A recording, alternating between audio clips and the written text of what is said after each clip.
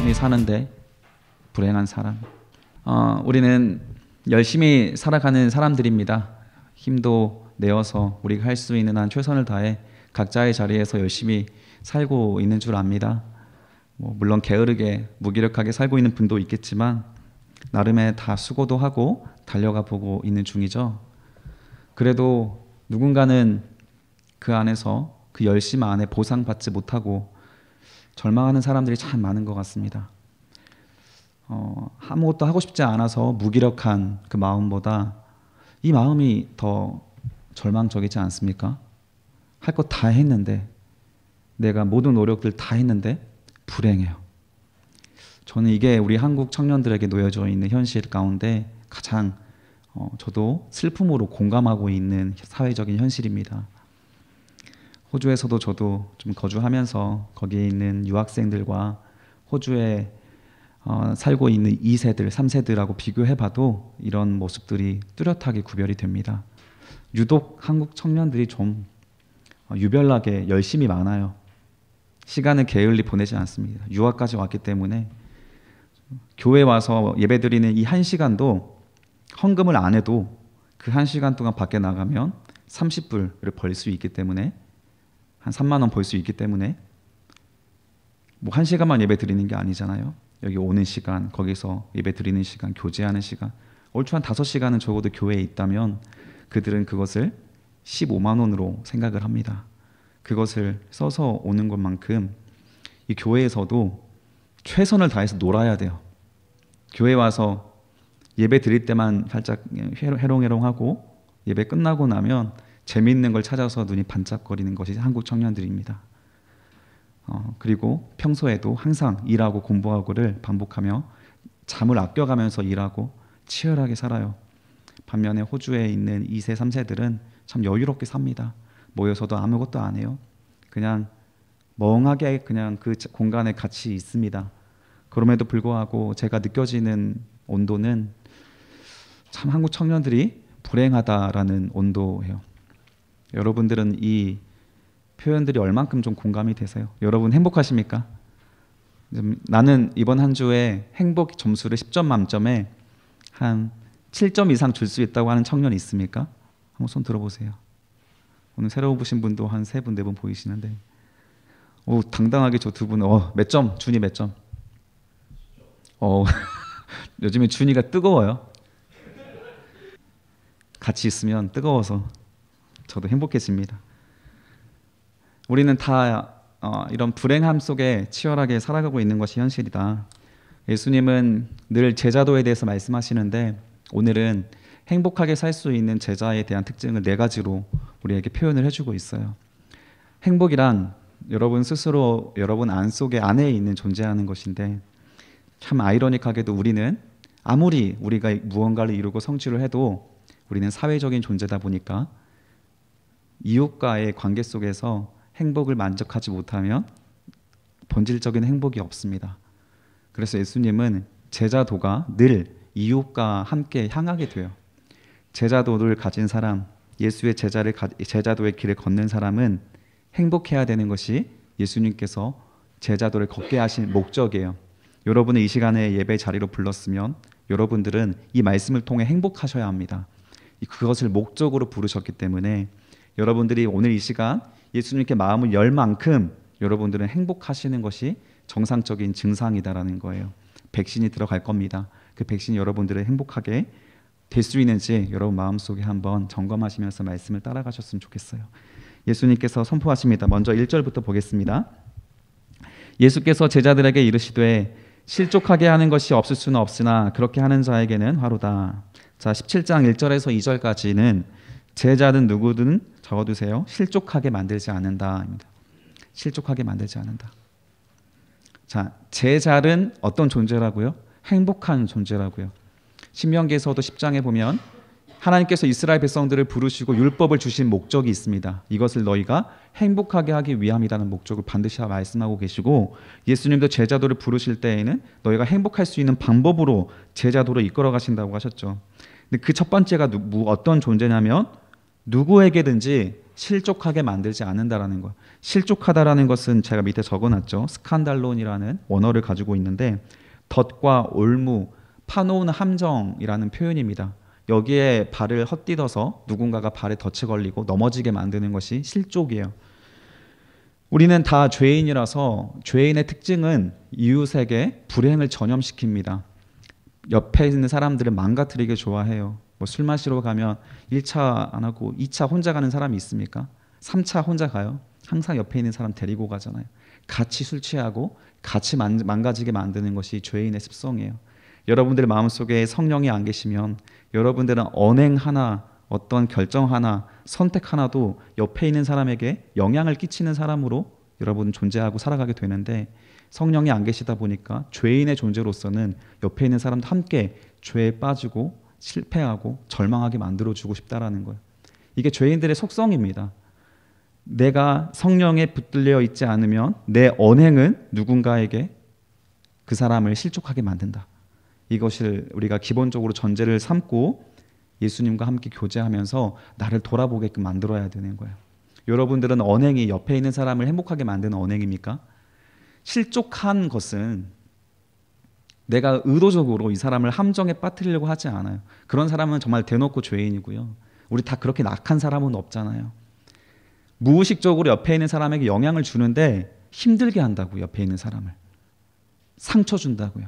단어 하나로 상처 줘요. 그래서 참 사랑받는 사람들의 공통점이 있죠. 말이 예뻐요. 말이. 우리 교회도 있어요. 몇 분. 같은 말인데 이 청년이 하면 기분 좋아요.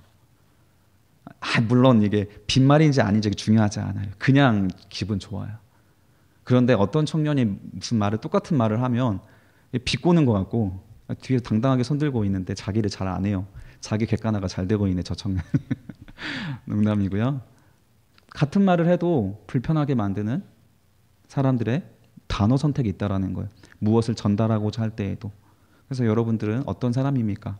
사랑받는 사람들의 공통점을 여러분들의 언행에서 나올 수 있게끔 신경을 한번 써보세요. 사랑받는 사람, 예쁜 말하는 사람. 그래서 자꾸 예쁜 거 찾아주세요. 옆에 있는 분들 한번 보세요. 칙칙하게 생기셨습니까? 얼마나 예쁘잖아요. 예쁘게 한마디 해주시고 칭찬도 해주시고 축복도 해주시고 그런 관계 속에서 우리는 옆에 있는 사람을 실족하는 것이 아니라 세워주는 거예요. 그런 사람이 제자다. 그런 사람을 사랑받기 때문에 행복할 수밖에 없습니다. 여러분, 성도는 핍박받는 존재입니까? 핍박받는 사회법이 존재한 우리는 핍박받습니다.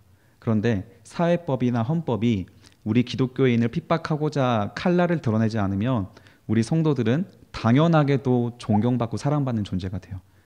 왜요? 우리는 사랑하기 위해 모였잖아요.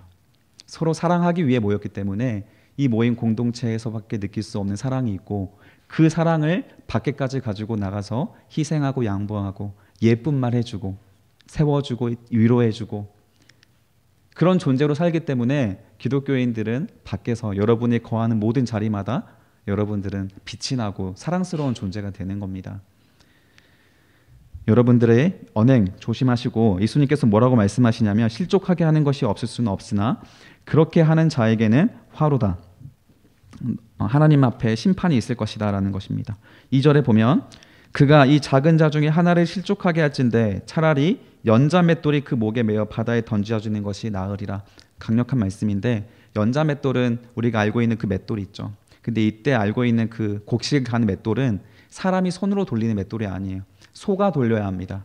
그래서 맷돌 크기가 우리가 이해하고 있는 맷돌보다 10배 크기를 생각하면 돼요. 못 돌려요 사람이. 그것 중에서 연자 맷돌은 위쪽에 해당합니다. 윗머리에 있는 맷돌을 목에다 메고 바다에 던져져라. 차라리 죽는 게 낫다라는 것이죠. 어떻게 할 바에는 이웃 사람을 실족하게 할 바에는 여러분들의 언행이나 태도나 여러분들의 어떤 영향력이 옆에 있는 사람을 상처 줄 바에는 차라리 죽는 게 낫다. 왜요? 그는 계속 살면서 많은 사람들에게 상처를 끼치게 될 것이고 그 상처는 누구의 이름으로 끼치는 상처입니까?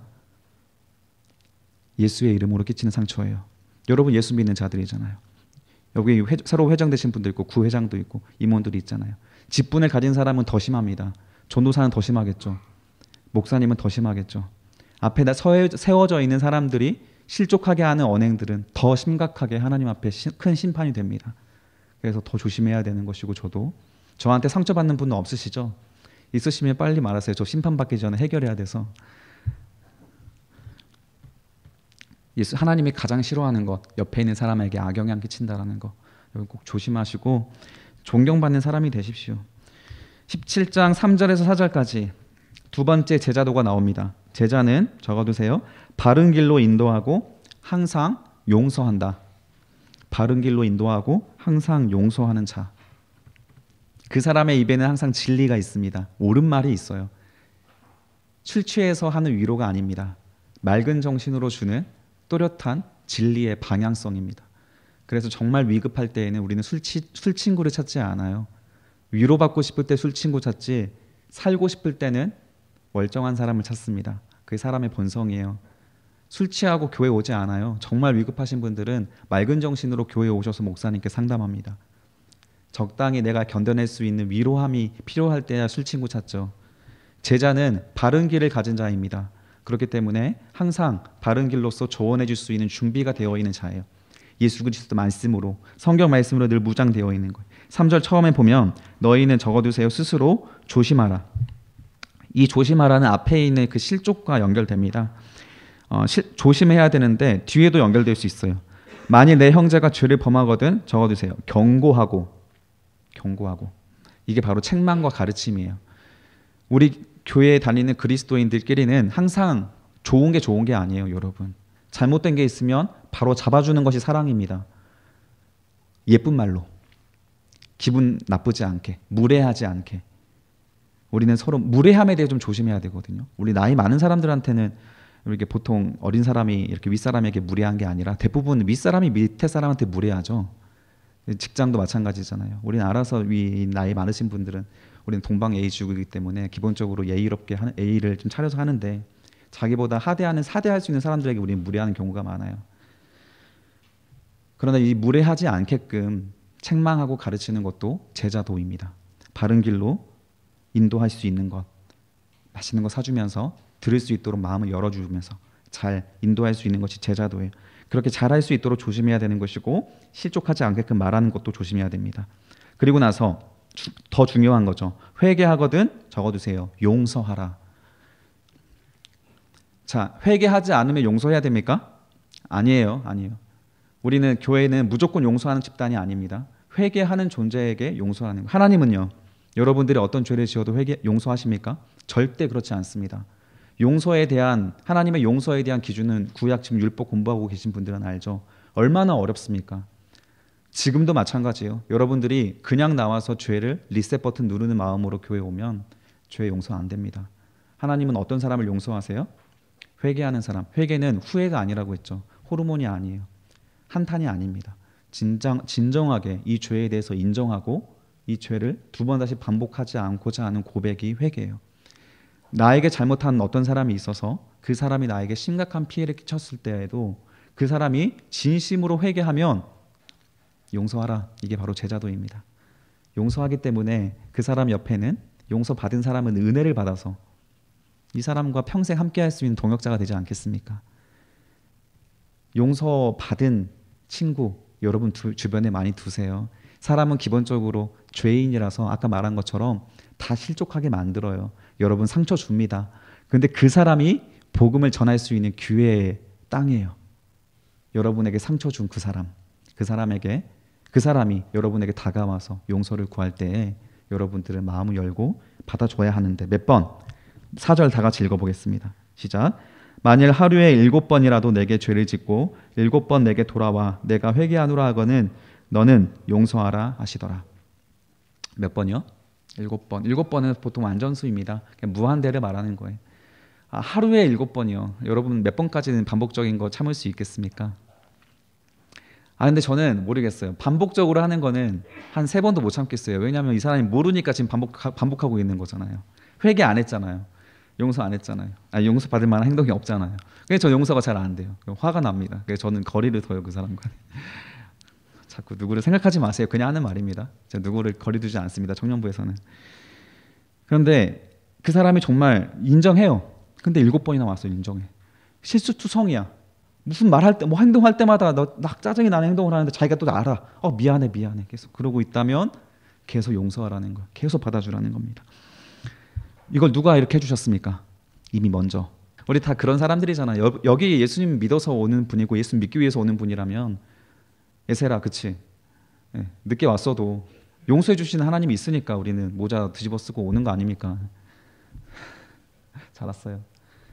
우리 하나님 예수 그리스도의 어떤 이제 십자가의 모든 사역들을 묘사한 게 이 틀인데 지금 틀이 장식이 잘못되어 있거든요. 여기에 원래 빵도 있어야 되고 여러 나무도 좀 달려 있어야 되고 이게 예수 그리스도의 사역 전체를 묘사하는 겁니다. 나중에 이거는 제가 한번 설명을 드리는데 예수님의 어떤 십자가의 사역 덕분에 어떤이 아니죠. 무조건적인 십자가 사역 덕분에 우리는 그 사랑을 받아서 그 감격하에 예배드리러 오는 거예요. 이 좋은 주일날, 일요일날 쉴 수 있을 때 여러분들 물질과 마음을 써서 사랑하기 위해 오는 것이고 사랑을 받았기 때문에 오는 것입니다. 이게 기본 전제잖아요, 우리에게. 그래서 우리도 나를 용서해 주시는 것만큼 옆에 있는 사람을 용서하는 것이 마땅해요. 마땅합니다. 저도 마찬가지예요. 전도사로서 여러분 앞에 설 수 없는 부끄러운 한 주를 살다 왔습니다. 그럼에도 불구하고 하나님이 계속 저를 물론 아프게 하시긴 하세요. 때려주시긴 하시는데 그 감사하죠. 깨닫게 되잖아요. 또 회개합니다. 또 회개하고 하나님 몇 번이나 하루에 저를 참아주시는지 모르겠어요. 그만큼 저도 옆에 있는 사람을 참아줘야 한다라는 것이죠. 그런 사람이 제자이고 이런 사람은 행복하게 살아갈 수 있어요. 원수가 없기 때문에 그런 거예요. 원수 없는 삶이 얼마나 행복합니까? 자, 17장 5절에서 10절 세 번째 제자도가 나옵니다. 제자는 참 믿음으로 적어두세요. 중심을 지키며 순종하는 자. 중심을 지키며 순종하는 자입니다. 5절에 보면 사도들이 주께 여짜오되 우리에게 믿음을 더하소서 하니 주께서 이르시되 너희에게 적어두세요. 겨자씨 하나일 만한 믿음이 있었더라면 이 뽕나무더러 뿌리가 뽑혀 바다에 심겨어라 하였을 것이요 그것이 너희에게 순종하였을 것이다. 자, 여기서 말하고자 하는 것은 제자들이 믿음을 요청하고 있어요. 여러분, 왜 여러분 제자도의 길을 못 걷습니까? 믿음이 부족해요, 주님. 여러분 왜 11조 하기 힘들어요? 믿음이 부족해요. 하나님, 저 주님께 이 주의를 지키는 것도 다른 일들이 있으면 믿음이 부족해서 잘 못 지키겠어요 라고 하는데 주님께서 하시는 말씀은 너희가 예수님에게 물어볼 수 있을 정도의 믿음, 그 믿음이 있다면 모든 것을 할 수 있다는 걸 말하는 거예요. 6절에 보면 겨자씨 나오잖아요. 겨자씨는 여러분들이 지금 펜 들고 있죠. 그거를 밑에다가 그냥 시스로 똑 떨어뜨렸을 때 찍히는 점, 그게 겨자씨의 크기입니다. 그런데 그 크기가 땅바닥에 심기면 2m까지 나무가 자라요. 많이 높이 자라는 건 3m까지 자란다고 합니다. 그래서 많은 새들이 거기에 깃들게 되고 들짐승들이 와서 거기에 쉬었다 가게 되는 겨자씨가 되는 거, 겨자나무가 되는 겁니다. 그런데 우리에게 필요한 것은 믿음의 수가 아니라는 거예요. 여러분들이 이미 예수를 알고 만났고 그 예수의 가치대로 살아가기 위해서 이 주일의 예배를 섬길 수 있을 정도의 믿음이 있다면 그거면 된다라는 거예요. 그런데 그 믿음이 수가 아니라 뭘 말하는 거예요? 질을 말하는 거죠. 퀄리티요, 퀄리티. 여러분들이 가지고 있는 그 믿음이 참 믿음이라면 여러분들이 연약하든 그래서 능력이 없든 재능이 없든 두려움이 많든 상관하지 않다라는 거예요. 정말 여러분 예수 믿으세요? 천국과 지옥을 믿으세요? 여러분 천국으로 인도하기 위해서 하나님께서 여러분 찾아오셔서 손 잡아주시는 게 믿어지세요? 그거면 된다라는 거예요. 그 믿음이 제자도를 살아갈 수 있는 약속의 근거가 된다라고 했잖아요. 수련회에서 한번 설명했죠. 우리의 믿음의 근거는 하나님의 약속에 있어요. 그래서 얼음 두께로 설명을 했습니다. 한강에 지금 이제 추워서 곧 있으면 다 얼게 될 텐데 얼음 두께가 두꺼우면 거기에 믿음이 강한 사람이 약한 사람이든 상관하지 않고 다 건너갈 수 있는 거죠. 그런데 얼음 두께가 얇으면 믿음이 강한 사람이 건너가도 무너지게 되어 있는 거예요. 우리의 믿음의 근거가 어디에 있느냐? 하나님 약속에 있다. 그 약속이 바로 성경이지 않습니까? 하나님께서 여러분들에게 반드시 너를 구원하겠다라는 약속을 여러분들이 받았다면 지금 나는 미약하여 흔들리고 주저하고 실수해서 또 부족한 모습을 보일지언정 그 부족해 보이는 믿음을 하나님께서 성장시켜서 겨자씨가 되게 만드는 기적으로 보여주겠다라는 거예요. 그게 바로 하나님이 여러분들에게 주신 인침, 보증이라는 단어로 사용합니다. 로마서에서 바울은. 보증은 뭐예요? 내가 얘 보증할게. 여러분 아무에게나 보증하십니까? 하나님이 여러분들 보증한다라는 거예요. 지금 여러분들의 지금 상태가 아닙니다. 겨자씨에 우리는 전부 다. 그런 작은 상태지만 하나님이 우리를 사랑하시면 보증해 주시는 거예요. 그래서 저번에 설교했죠. 과대평가하는 하나님. 우리를 여러분들이 지금 상태가 아니라 하나님을 위해서 사도들처럼 나갈 수 있는, 일어날 수 있는 훗날에 어떤 상태를 위하여 하나님은 기다려주시고 여러분들에게 영양분을 공급해 주시고 같이 공동체로 묶어주셔서 같이 성장하여 하나님 나라에 다다를 수 있도록 하나님이 보증해 주신다는 거예요. 확증해 주신다는 거예요. 하나님의 자신감입니다. 그게 보증이에요. 그 보증을 받은 자답게 우리는 그 참 믿음을 갖고 주님을 의지하며 살아간다면 우리가 가진 씨앗은 지금은 좀 작지만 나중에는 하나님 앞에 훗날 성장하여 겨자나무와 같이 무궁한 열매를 맺을 수 있는 여러분들이 될 수 있다. 그걸 위해서 예수님께서 지금 오신 것이고 오늘날 우리가 그 대림절을 기억하면 대림절에서 예수님께서 탄생하시는 그날을 우리가 기다리고 있는 거죠. 그래서 겨자씨일 만한 하나님의 믿음이 있다면 뽕나무가 당시 이스라엘 백성들에게 이해하고 있는 가장 단단한 나무예요. 그 나무가 뽑혀서 바다에 심겨라고 뽕나무에게 명령을 해도 이루어질 것이다라는 거예요. 의미 없는 말이죠. 뭐하러 뽕나무를 바다에 심겠어요. 지금 의미 없는 상황이지만 절대 불가능할 것 같은 그 일이라도 여러분들이 가지고 있는 믿음이 참 믿음이라면, 예수를 향한 참 믿음이라면 그것이 가능하다라는 것을 분명히 말씀해 주시는 겁니다.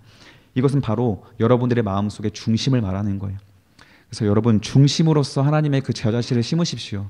겉으로 허례허식으로 하지 마시고 연기하지 마시고 진심으로 하나님 앞에 여러분 질문해 보시고 답변해 보시기를 시도해 보세요. 밑에 제가 사무엘상 16장 7절에 하나님께서 이스라엘 왕을 세울 때 주셨던 말씀이에요. 다윗은 이새의 아들들 중에서 가장 어리고 미약한 아이였지만 하나님은 사울에게 실망했을 때 사무엘에게 명령했던 말이에요. 야, 너 왕을 뽑을 때 이걸 봐야 된다. 내가 이걸 보기 때문이야 라고 하면서 16장 17절에 이렇게 말합니다. 같이 읽어볼까요? 시작. 여호와께서 사무엘에게 이르시되 그의 용모와 키를 보지 말라. 내가 이미 그를 버렸노라. 내가 보는 것은 사람과 같지 아니하니 사람은 외모를 보거니와 나 여호와는 중심을 보시느니라. 아멘. 외모의 동그라미, 중심의 동그라미. 외모는 지금 여러분 현 상태예요. 제가 볼 때 여러분이나 저나 미약하게 그지 없습니다. 부족해요. 한없이 부족합니다. 예배를 드리는 우리의 준비도 부족하고 하나님께 드리기 위한 삶의 제자도도 거의 없습니다. 희생도 어렵고 하나님을 위한 섬김도 부족합니다. 그럼에도 불구하고 하나님께서 보시는 것은 무엇이에요? 그 부족한 와중에도 주님을 의지하고자 하는 그 마음, 그 중심이요. 그 중심이 있으면 하나님은 다윗을 들어 왕으로 세우시는 하나님의 선택의 기준이 된다는 것이에요. 7절. 그러면서 하나님께서 주신 그 중심을 가진 자의 태도가 7절에서 10절까지 나와요. 너희 중에 누가 밭을 갈거나 양을 치거나 하는 종이 있어 밭에 돌아오면 그더러 곧 와 앉아서 먹으라 말할 자가 있느냐? 도리어 그더러 내 먹을 것을 준비하고 띠를 띠고 내가 먹고 마시는 동안에 수종 들고 너는 그 후에 먹고 마시라 하지 않겠느냐? 명한 대로 하였다고 종에게 감사하겠느냐? 하나님과 우리의 관계가 종과 주인의 관계예요. 그런데 이 종이 옆에서 밑에서 순종을 잘해. 열심히 합니다. 그렇다고 해서 어느 주인이 그 종을 대접하거나 너 정말 훌륭하다라고 하면서 그를 높여줄 관계가 어디 있냐라는 거예요. 관계 자체가 종은 종으로서 해야 될 일을 충실하게 했기 때문에 주인은 그것을 당연하게 받는다라는 거예요. 하나님의 입장에서 생각하지 마시고 은혜를 받은 중심을 가진 그 겨자씨를 중심에 심은 사람들의 태도를 말하는 거예요. 그 은혜를 받은 자는 아무리 주님을 위하여서 열심히 헌신하거나 봉사한다 할지라도 어떤 태도를 가집니까? 당연하게 여기는 것이지 이것을 보상을 바라며 하지 않는다라는 거예요. 10절 다 같이 읽어보겠습니다. 시작. 이와 같이 너희도 명령 받은 것을 다 행한 후에 이르기를 우리는 무익한 종이라 우리가 해야 할 일을 한 것뿐이라 할지니라. 제가 이전에 엄청 존경했던 목사님이 계셨고 그 목사님이 은퇴할 때 했던 말이었어요. 누가 봐도 헌신하고 예수님처럼 희생하고 열심히 살았던 분인데 은퇴식에서 마지막 발언의 한 문장이 이거였습니다. 딱 이 한마디만 하고 내려가셨어요. 무익한 종이 해야 할 일을 했을 뿐입니다. 하고 딱 내려갔어요. 얼마나 멋있어요. 많은 말이 필요 없어요. 그 목사님은 삶을 다 알아요. 근데 무익한 종이 해야 할 말을 했다. 마음이 얼마나 이렇게 뜨거워지는지 너무 멋있어요. 너무 존경스럽고 나도 저렇게 말하고 맞춰야지. 마지막 때 여러분과 이별할 때 이 말을 할게요. 무익한 종이. 근데 여러분 스스로 전도사님 무익한 거 맞아요 이렇게 말하면 안 되죠. 저는 최선을 다해서 하겠습니다. 여러분도 하나님과의 관계에서 나 너무 많아요 하나님 너무 힘들어요 이런 관계가 되지 마시고 나를 구원하신 예수님께서 자기 목숨까지 버려서 나 같은 좀 놈을 이렇게 보증해 주시고 하나님 나라로 이끌고자 하시는데 얼마나 감사합니까? 감사합니다. 저는 무익하지만 주님 저를 써주세요. 이런 발언을 할 수 있는 믿음을 가진 자, 이런 사람이 행복하다라는 거예요. 여러분 어떤 일을 하시든지 보상 바라고 하지 마시고 하나님과의 관계에서 이런 선한 고백이 있는 그런 제자가 되신다면 행복할 수 있습니다. 그리고 마지막 네 번째 행복한 제자의 특징입니다. 17장 11절에서 21절까지 제자는 하나님 나라에 적어두세요. 감사가 있다. 감사가 있다. 감사할 줄 알아요. 감사할 줄 압니다. 은혜를 알기 때문에 감사가 있는 당연한 겁니다. 11절입니다. 예수께서 예루살렘으로 가실 때 사마리아와 같이 갈릴리로 사이로 지나가시다가 한 마을에 들어가시니 나병 환자 10명이 예수를 만나 멀리 서서 소리를 높여 이르되 예수 선생님이여 우리를 불쌍히 여기소서. 보통 선생님이면 선생님이지, 아니면 랍비면 랍비지, 예수 선생님이여 이렇게 부르는 건 흔하지 않습니다. 어떤 태도냐면 나병 환자 10명은 가족도 못 본 채 지금 수십 년이 흘러간 사람들이잖아요. 너무 힘들고 고통스러운 시간들을 홀로 외롭게 보내고 있는 그런 무리들입니다. 그들이 예수님을 보니까 예수 선생님이여 라고 소리치는 거예요. 나는 당신이 하는 무슨 가르침이든 다 지켜 행하겠습니다라는 고백이 절박함이잖아요. 물속에 빠져서 나 좀 건져달라고 소리치는 거예요. 이 사람이 나에게 어떤 조건을 제시하든 나는 상관하지 않을게요. 저 좀 일단은 건져주세요 라고 하는 구원을 요청하는 간절한 고백이 이 표현이에요. 예수 선생님이여 우리를 불쌍히 여기소서. 그때 예수님께서 14절에 뭐라고 말씀하시냐면 보시고 이르시되 가서 제사장들에게 너희 몸을 보이라. 아니 고쳐주신 게 아니라 일단 가서 저기 제사장을 만나. 자, 제사장 어디에서 살고 있습니까? 예루살렘. 그쵸. 예루살렘 어디? 성전. 그쵸. 성전은 마을의 외곽에 있습니까? 중심에 있습니까? 중심에 있어요. 나병 환자는 성 안에 들어갈 수 있어요? 없어요. 들어가면 어떻게 됩니까? 돌에 맞아 죽어요. 나병 환자들은 어떻게 다녀야 돼? 길 다닐 때도 다 나병 환자가 보셨어요? 여기 귀도 없고 코도 없고 입술도 썩어서 다 문드러져 있는 문둥병 환자. 그래서 입을 가리고 침팀이 안 되니까 탐해 외치고 있는 자. 탐해가 나는 부정한 사람이다. 나 부정하다. 조심하세요라는 경고 발언이에요. 그래 머리를 풀고 누가 봐도 나병 환자는 다 알아봅니다. 슌축하게 생겼어요. 그런 사람이 성 안으로 들어오면 난리 나는 거예요. 비명 지르고 사람들에게 막 돌 던지고 나가라고. 전염되는 줄 알고, 사실 전염성은 별로 없거든요. 그런데 전염되는 줄 알고 그렇게 했대요. 얼마나 상처가 많아요. 그런데 성 중에서도 외곽도 아닌 그 중앙에 있는 제사장들한테 찾아가래요. 그냥 가래, 일단 가래. 그런데 이들은 예수 선생님이요라고 불렀을 때 너무 간절하면 그냥 하라는 대로 다 하겠다는 순종이 있는 거잖아요. 절박하니까 그 말을 들을 수가 있는 겁니다. 여러분들이 하나님께서 여러분들에게 무리한 요구하신 적이 있으세요? 절박하면 그거 무리하게 안 들려요. 이래 주구나 저래 주구나 가는 겁니다. 근데 어떤 일이 일어났습니까? 그들이 적어주세요. 가다가 도착해서도 아니죠. 출발했을 때도 아니에요. 가다가. 이게 주는 표현이 너무 커요. 가다가 어떻게 됐어요? 깨끗함을 입었대요. 깨끗함. 우리는 발 떼는 걸 못해요. 발 떼는 걸. 수련회 때 공부했죠. 요단강에 발을 얹어야 되는데 홍수 나서 범람하고 있는 강에다가 발을 얹어서 그게 갈라질 거라고 믿고 있는 게 어리석은 거잖아요.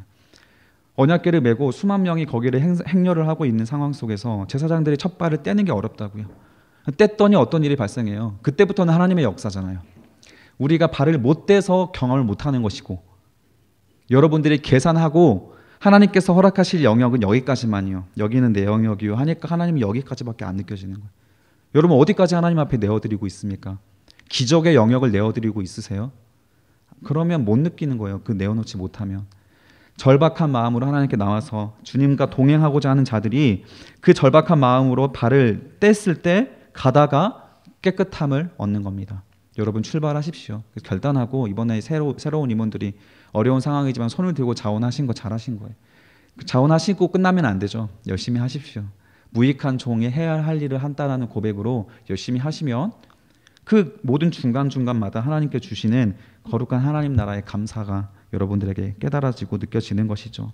그러다가 15절에 보십시오. 그 중에 한 사람, 밑줄 적어주세요. 한 사람. 그 중에 한 사람이 자기가 낳은 것을 보고 10명 중에 한 명이 낳은 게 아니에요. 모두가 다 낳았다고 했잖아요. 우리 14절에. 근데 한 사람이 이렇게 말하는 거예요. 소리쳐서 하나님께 영광을 돌리고 동그라미 해주세요. 돌아와서. 26절에 예수의 발 아래 적어두세요. 엎드리어 감사하니 그는 사마리아 사람이다.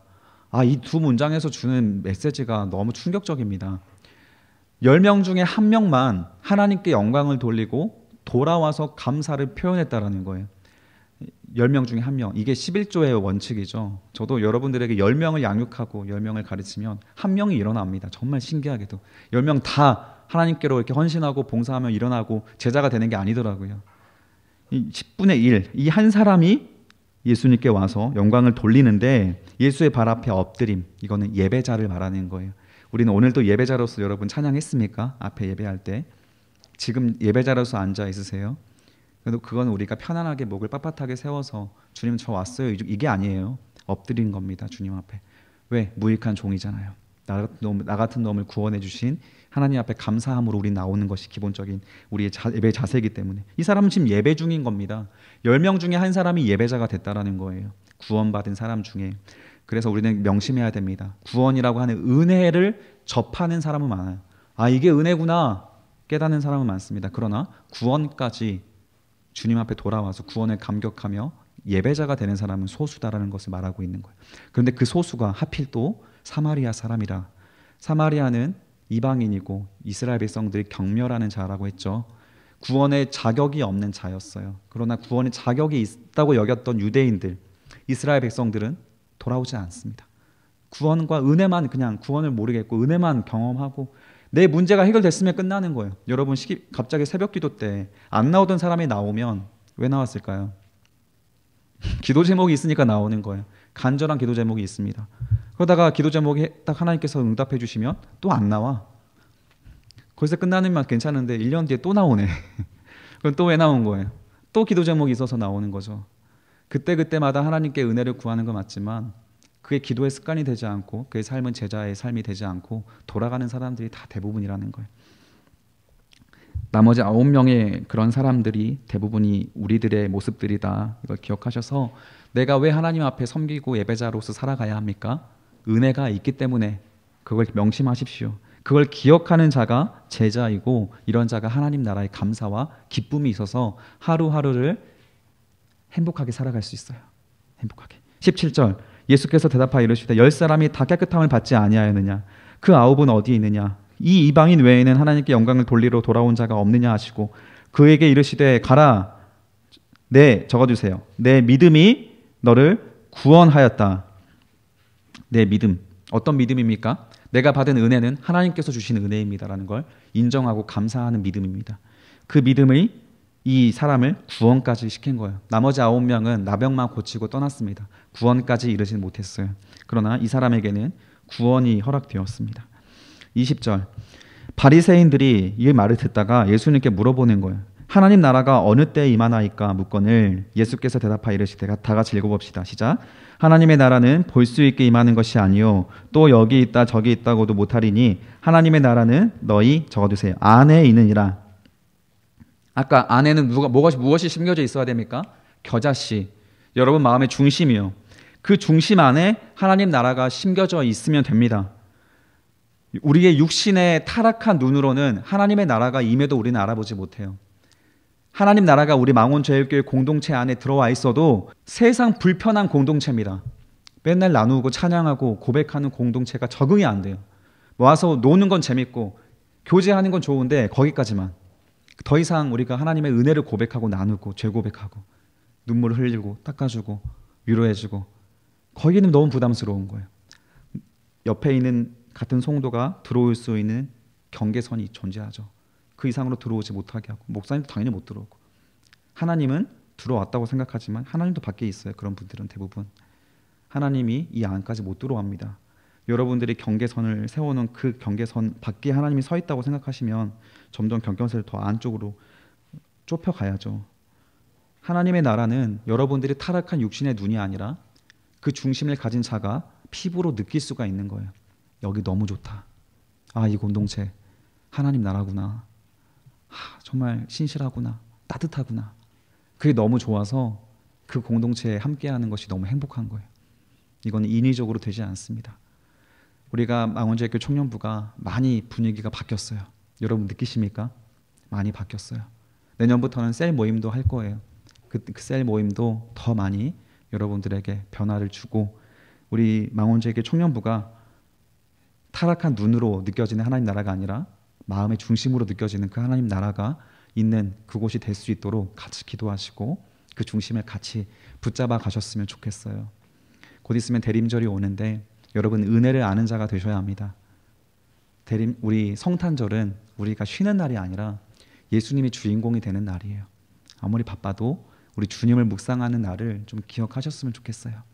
성탄절을 여러분의 쉬는 날로만 여기지 마시고 꼭 예배에 참여해 주시고, 더군다나 그냥 예배만 왔다 하면 좀 심심하잖아요. 우리가 주님께 좀 기쁨으로 고백하는 찬양의 밤을 준비하고 있습니다. 24일 날 주님을 기억하면서 함께 모여서 찬양했으면 좋겠어요. 우리가 함께 자발적으로 예배하는 쉼표 50이 존재하는데, 쉼표 50과 또 몇 명의 우리 싱어들이 콜라보레이션을 해서 같이 찬양의 밤을 준비하고 있으니까 여러분 24일 밤 9시입니다. 이따가 미나가 광고할 텐데 그거 꼭 우리가 참여해서 시간 내셔서 함께 해주시고 주님을 기억하고 주님의 생일잔치를 또 해드릴 수 있는 그런 시간이 되었으면 좋겠어요. 우리 말씀에 따른 묵상 정리하고 마치겠습니다. 1번, 처음부터 우리 다시 한번 생각을 되새겨 보세요. 주변 사람을 적어두세요. 주변 사람을 실족하게 하지 않는 제자가 행복한 삶을 삽니다. 옆에 있는 사람들을 기분 좋게 좋은 말 예쁜 말 해주세요. 실족하게 만드는 삶을 살지 마십시오. 2번, 바른 길을 알아 잘 지도할 수 있어야 합니다. 바른 길을 알아서, 바른 길이 어디입니까? 하나님 나라의 길, 이 성경의 길이죠. 여러분 성경 공부 열심히 하셔서 잘 좋은 말로 지도해 줄 수 있어야 합니다. 3번, 돌아오는 자에게, 회개하고 돌아오는 자에게 언제든지 용서하는 제자가 행복한 삶을 살 수 있습니다. 항상 용서하십시오. 4번, 작더라도 바르고 진실한 중심, 적어두세요. 작더라도 바르고 진실한 중심을 가진 제자가 흔들리지 않고 하나님의 역사를 이루어낼 수 있습니다. 겨자씨, 여러분 중심에 심으시는 것 꼭 명심하시길 바랍니다. 5번, 하나님의 은혜를 기억하고 감사할 수 있는 예배자가 행복한 삶을 사는 것입니다. 하나님께 어떤 은혜를 받았는지 여러분 꼭 기억하실 수 있는 예배자가 되시길 바랍니다. 6번, 하나님의 은혜를 접하는 사람은 많으나 구원의 은혜까지 받게 되는 사람은 적습니다. 여러분 반드시 구원까지 다다를 수 있는 그런 겸손함이 있었으면 좋겠습니다. 7번, 하나님의 나라는 타락한 육신의 눈으로 볼 수 있게 임하는 것이 아닙니다. 마음의 중심을 가진 자가 마음으로 느끼는 것이죠. 8번, 하나님의 나라는 하나님의 말씀으로 겸손히 제자의 길을 걷고 있는 자들에게 분명하게 보여지게 됩니다. 이런 자들은 하나님 나라의 행복한 삶을 살게 될 것입니다. 기도합시다. 찬양팀 나와 준비해 주시고. 살아계신 아버지 하나님 감사합니다. 우리에게 주신 주님의 단호한 말씀들, 제자에게 행복하게 하기 위하여 사랑의 식탁으로 초대하신 주님, 자신의 몸을 찢으시고 피를 흘리시고 십자가를 져주심으로써 그 제자의 길이 죄의 길이 아니라 하나님 나라의 성도의 길로 걸어갈 수 있도록 인도하신 주님, 오늘도 우리가 네 가지의 제자도의 길을 공부하였사오니 이 삶의 열매들이 우리 삶 가운데 가득하게 하시고, 그리하여 바쁘게 살지만 불행한 자들 되지 않는 제자의 길, 아무리 작은 믿음이라도 그 중심에 심겨져 하나님을 믿는 참 믿음으로 걸어가는 참 제자도의 길로서 항상 행복하고 평안한 삶을 살아갈 수 있는 우리들 될 수 있도록 함께하여 주시옵소서. 감사드리며 예수님의 이름으로 기도드립니다. 아멘. 함께 찬양하겠습니다. 사랑이 나를 부르네. 여러분 가사 묵상하시면서 여러분에게 주셨던 처음 사랑과 은혜를 기억해 보시길 바랍니다. 사랑이 나를 부르네. 사랑이 나를 부르네. 날 처음 지으신 그 사랑이 조금도 바르지 않고 한 번의 후회도 없는